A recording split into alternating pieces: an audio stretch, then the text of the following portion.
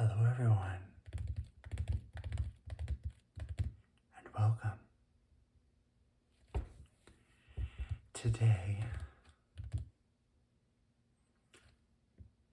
I wanted to follow up on a previous video months ago where I looked at a set of vinyl records. I believe I had 6 at that time that I had found over the course of the last week or so.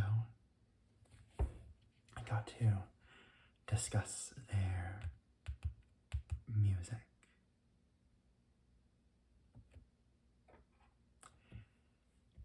I wanted to continue that here, but specifically, I wanted to focus on one of my favorite artists, and probably my favorite of the vinyl era.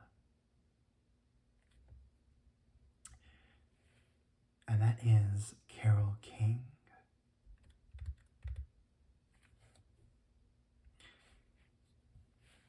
Carole King is a lesser known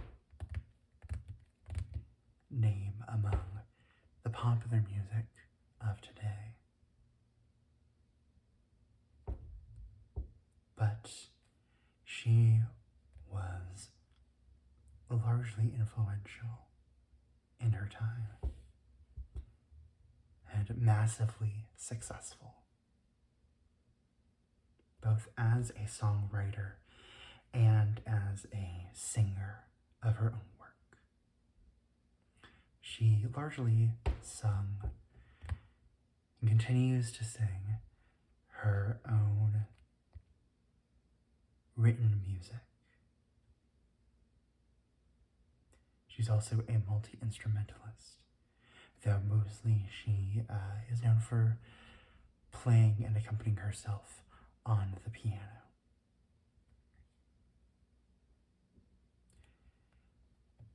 While her songs are not largely hits today, a number of her songs, both the ones that she sang for herself as well as those that she wrote for other people, are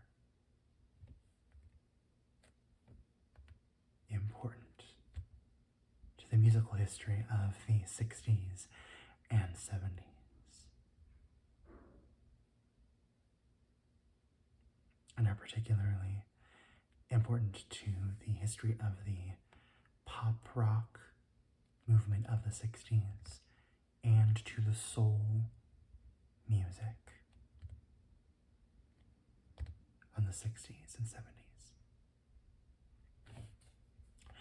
Here with me, I have 3 albums in vinyl. We have obviously here her second solo album, Tapestry, from 1971.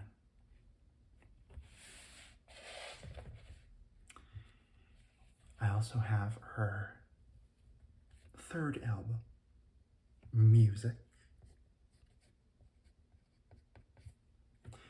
from 1972. And then finally we have her 7th album, which is Wrap Around Joy.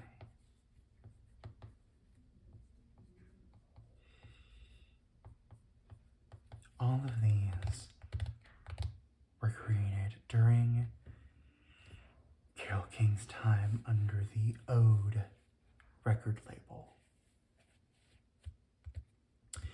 which she partnered with for pretty much all of her albums during the 70s. But before then, before she had her solo career of singing her own songs, Carole history of songwriting for the bands that she participated in, and then later as she became more embedded in particularly the Los Angeles music scene of the 60s for other well-known artists. King grew up in New York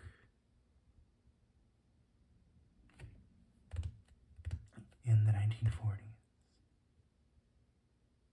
and the 1950s, and she developed her musical skills at a artistic magnate school in the city. From there, she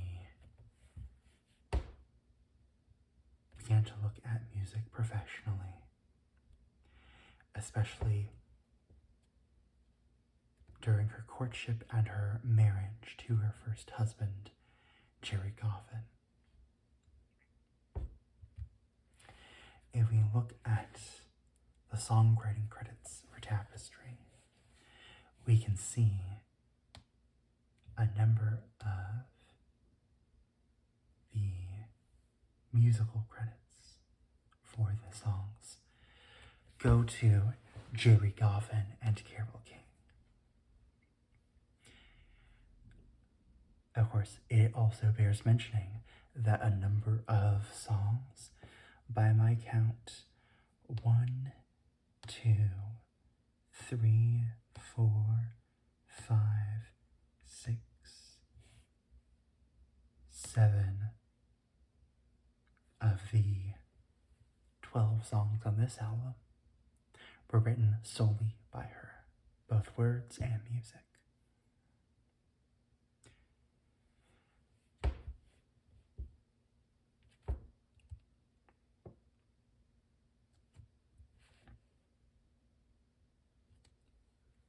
Tapestry is a monumental album. It is a foundation of the genre that we now know, or really the style of artist of the singer-songwriter.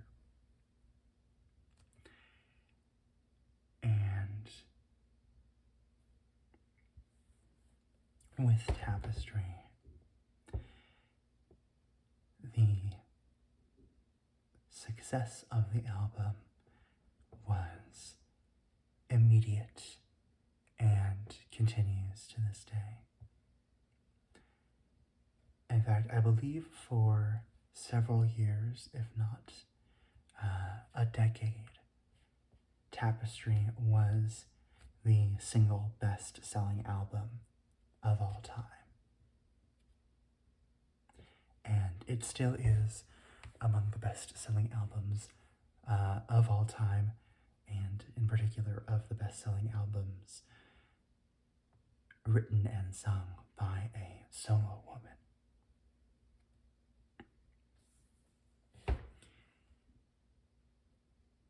And listening to this album, you get a sense why. It is not complicated, mathematical, erudite, or particularly intellectual, haughty music. These are very much songs that are meant to be sung. They're songs that are meant to be felt and heard, particularly love songs, but also breakup songs and songs about living in the world and being able to see yourself among other people in society. Common themes, approachable themes, and themes that make these songs, to use a word that's much more common for the 2010s and 2020s, but it's very fitting here. Iconic. I think arguably the most widely known songs coming from this album are the ones that Carole King wrote for other people, and that became massively famous for other people. Track 7 here is You've Got a Friend, which, though she does well, very well here on this album, is much more famous in the original version that James Taylor did.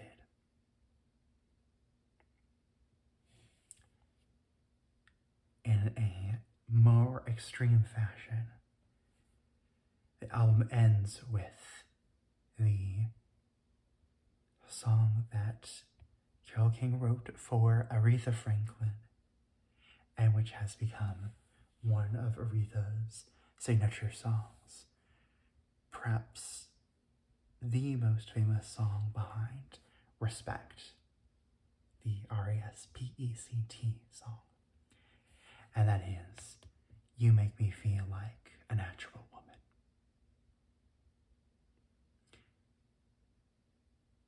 And although Aretha is the one to own this song for all time, Carole King's version is much more contemplative. It deals much more with the pain of life and being able to rely on the other person in your life, your husband or boyfriend or partner, to make you feel whole again, to make you feel like you are a good force and part of this world. And it still bears listening, in my mind.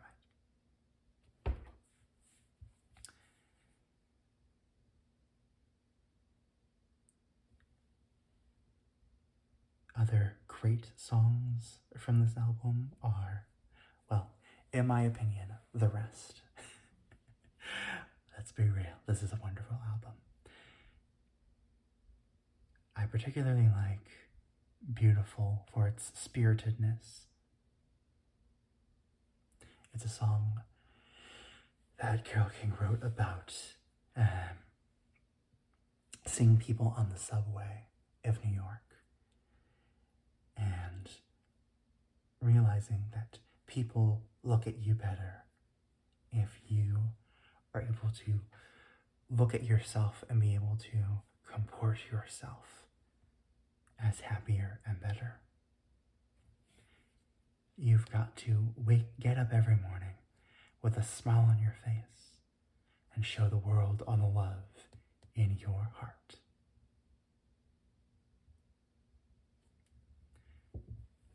Also fitting in the spirited nature is Where You Lead, track 8.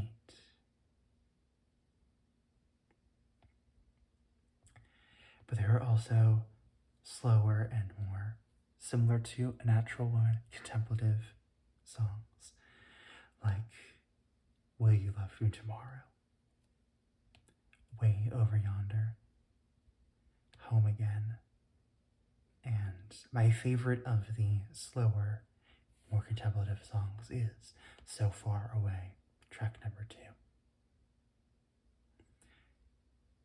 I like it particularly because it serves as a counterpoint to the opening track, which in my mind is the first track that I ever heard from the album, and it's always stuck with me, and it's quite a spirited, quite a wonderful track. I remember the first time hearing this song, hearing I Feel the Earth Move in an earthquake preparedness exhibit. As part of a museum of science and industry, the museum had a simulated a house exhibit that was meant to shake on its foundation to simulate what a median magnitude 4 or 5, I'm not entirely sure, earthquake would feel like. And of course, rather comedically, the song that they played on the radio, the fake radio that in the simulation broadcasted the emergency message to the public. The radio was playing I Feel the Earth Move because the earth was about to move.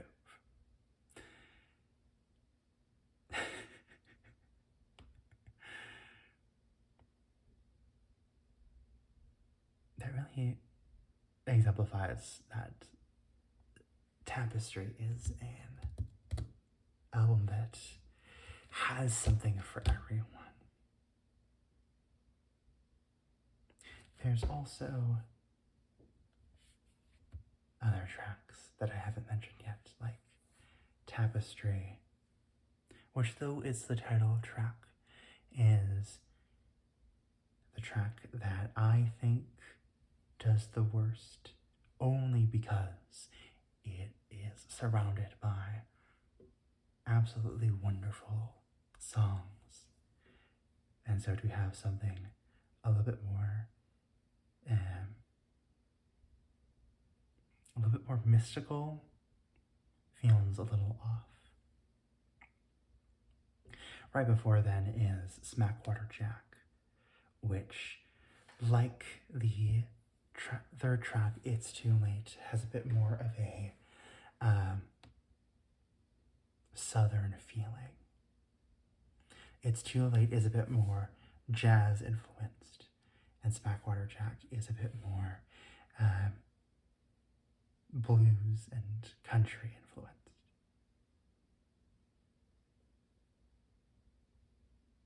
I believe I've mentioned every song. Where You Lead, I think that's the only one that I haven't mentioned yet. Where You Lead is a gem. Oftentimes I forget that it's in between You've Got a Friend and Will You Love Me Tomorrow. But I'm always surprised by hearing it and remembering how good it is.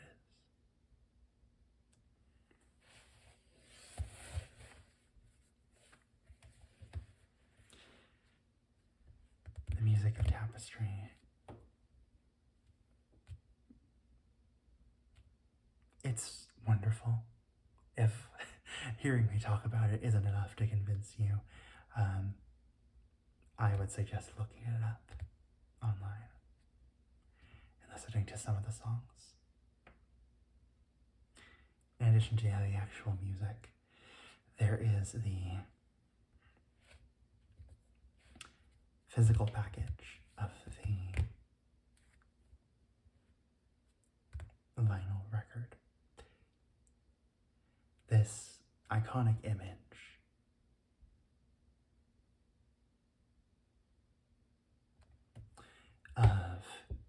is of Carole King, obviously, in the windowsill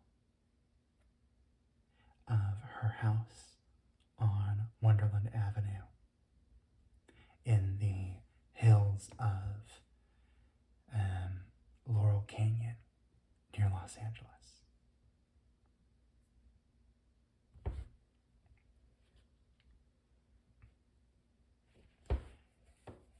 On the inside of the vinyl,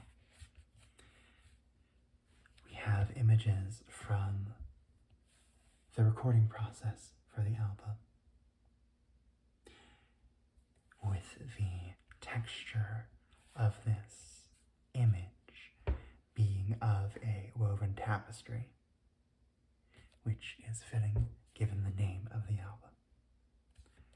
Obviously, this has a cardstock feel to it, but you can imagine that it feels woven inside.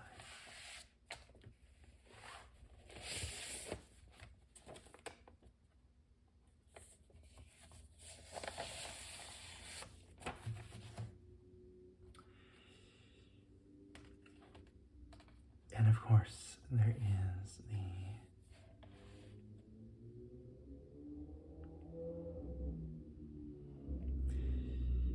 the actual vinyl record itself, which does have quite a bit of dust on it,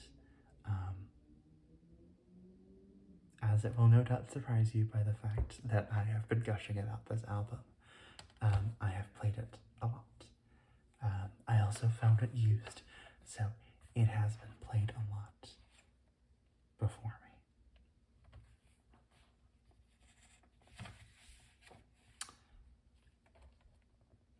One last thing that I will mention before I put the album away is that much of Carole King's early music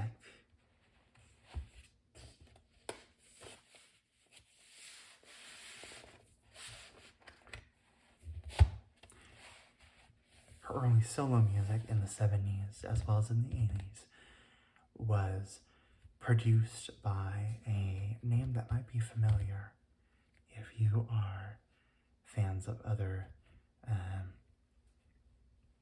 singers and songwriters of the 60s and 70s, and that is Lou Adler, who is a singer and songwriter in his own right, but who was influential in achieving the sound and capturing the sound that Carole wanted in her albums. Carrying through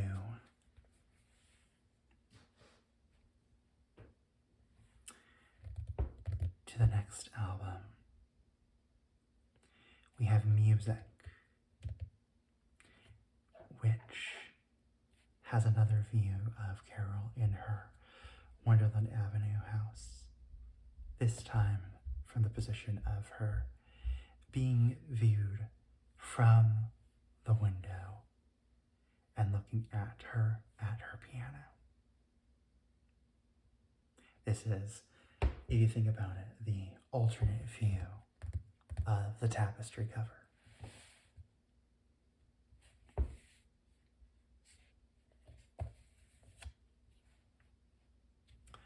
With the back side of this album cover having another view of Carole at her piano, as well as this quote from her from the song Music, which is the title track of the album.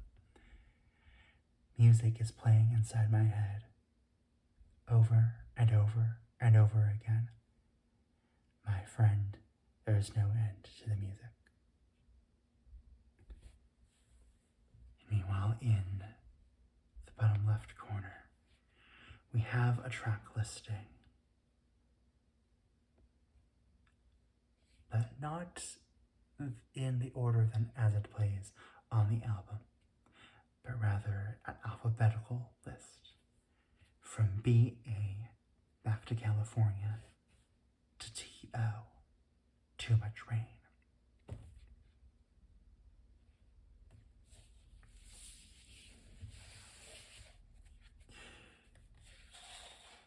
We have another view of Carole at her piano.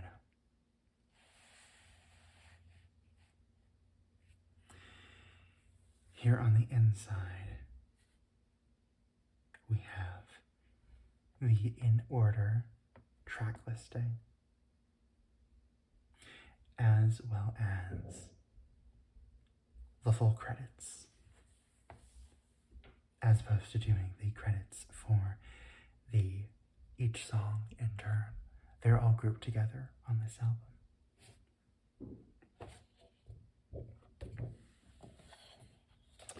As part of the album, there is a lyrics sheet as opposed to having them printed on the outside cover, like for Tapestry.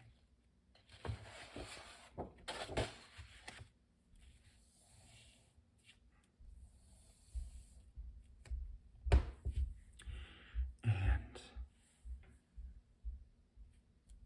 each side of this lyrics sheet is on one side of this booklet. And it looks like sheet music being held in the tray above the keyboard of a piano,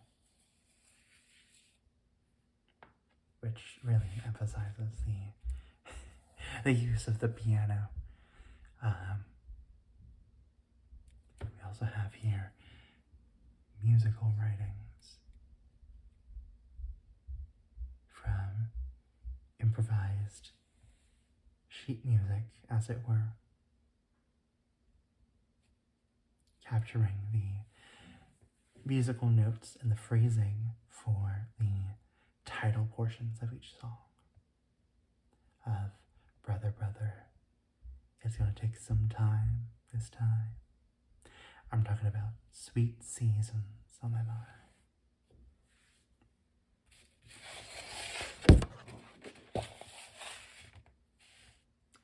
And the same is true on the side 2 portion.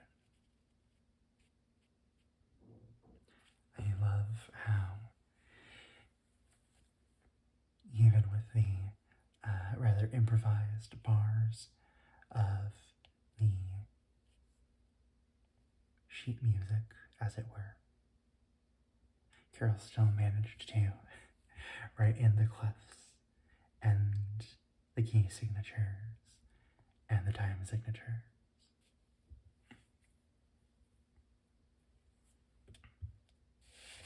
Something slightly confusing is the fact that if you have it as a booklet, if you have this as a book and read it as a book, you go from tracks 4 through 6, 7 through 9, 10 through 12, and then back to 1, 2, and 3. Something that confused me a little bit as I opened this for the first time.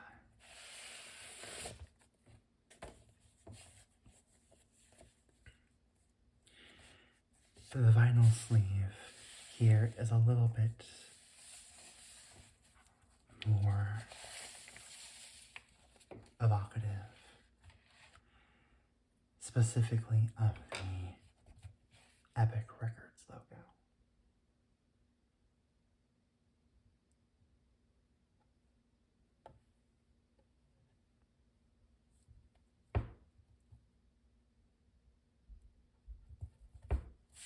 Actually, is that the Epic Records logo? I've been assuming.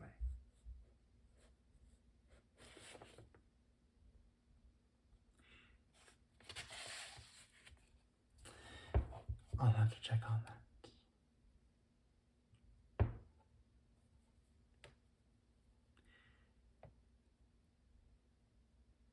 This album seems to be a little bit better taken care of by its previous owner, but still with some play in it.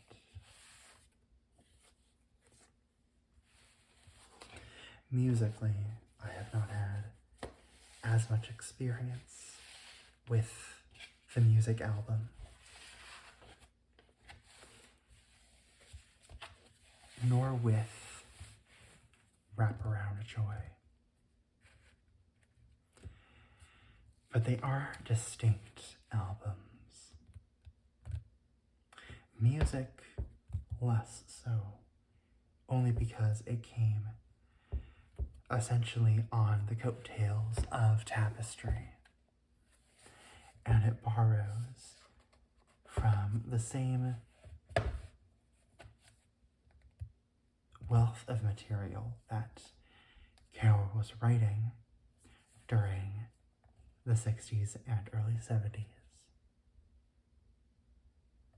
So it follows much of the same genre of pianist at a piano.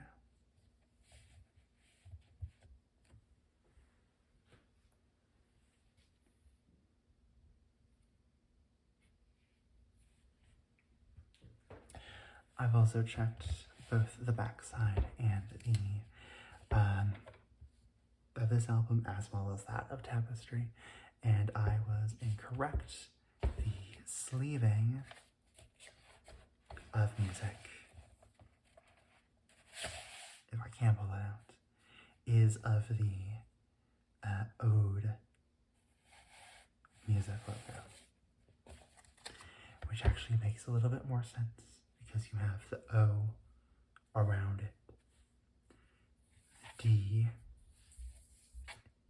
in the middle, and then this lowercase e in the center.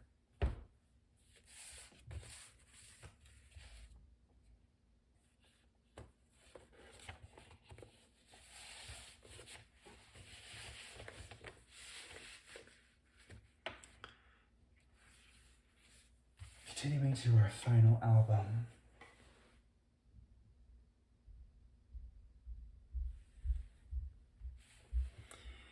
we have Wraparound Joy, which is similar to both other albums in the sense that it's a 12-track album.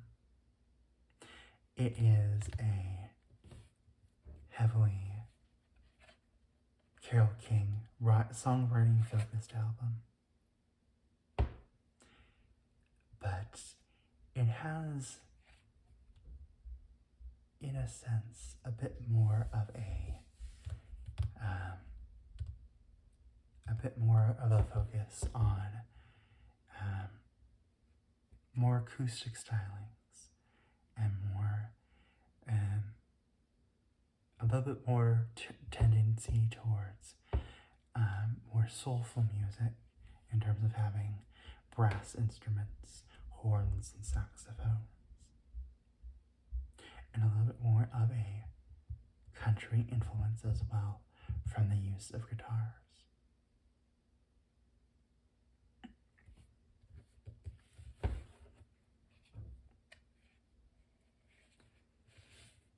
It is of the 3 albums that I've shown today, this is probably the least popular, only because it is the farthest from the influence shadow of Tapestry.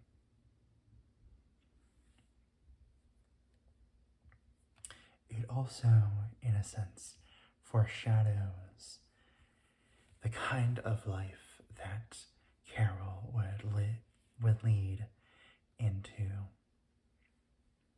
the late 70s, into the 80s, 90s, and 2000s.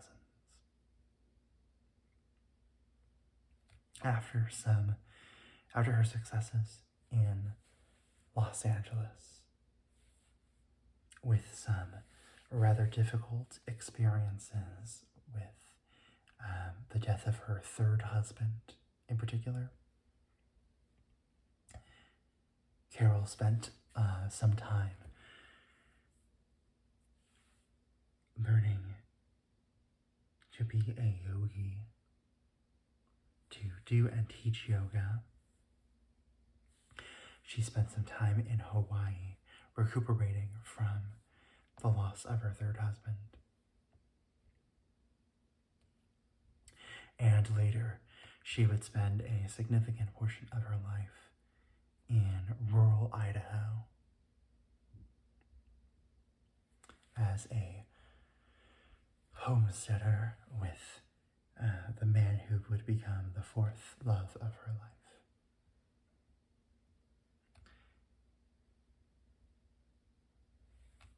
I see wraparound joy as foreshadowing of that rural, especially Idahoan life. Although at this point, this was not something that Carole necessarily knew about. And again, while I don't have as much experience with wraparound joy as with music, I still think it bears a lesson.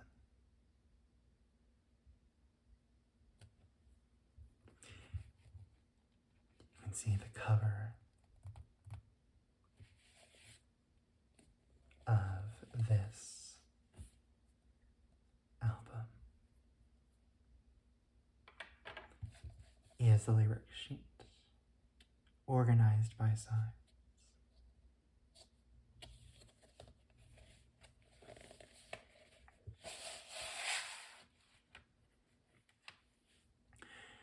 And the album itself is not in the best condition around the edges. It has had its fair use.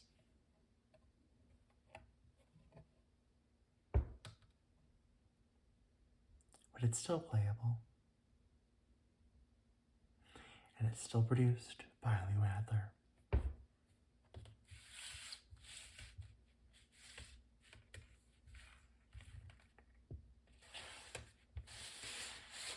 If you're wondering how I got to know all of the information that I have about Carole King, I encourage you to read or listen to her memoir called A Natural Woman, after the song that she wrote for Aretha.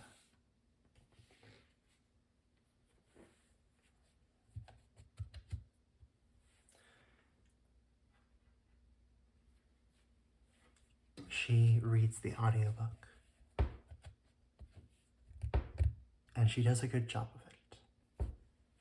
She really lets her voice shine, just as she does in singing as in speaking.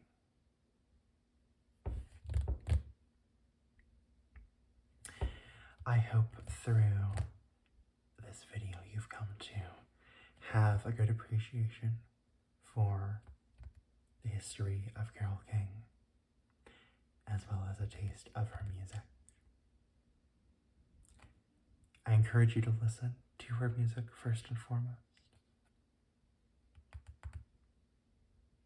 And if you're interested in vinyl, this is one of the best albums to get on vinyl, especially Tapestry. All right, I think I've said enough for now. Thank you all so much for watching,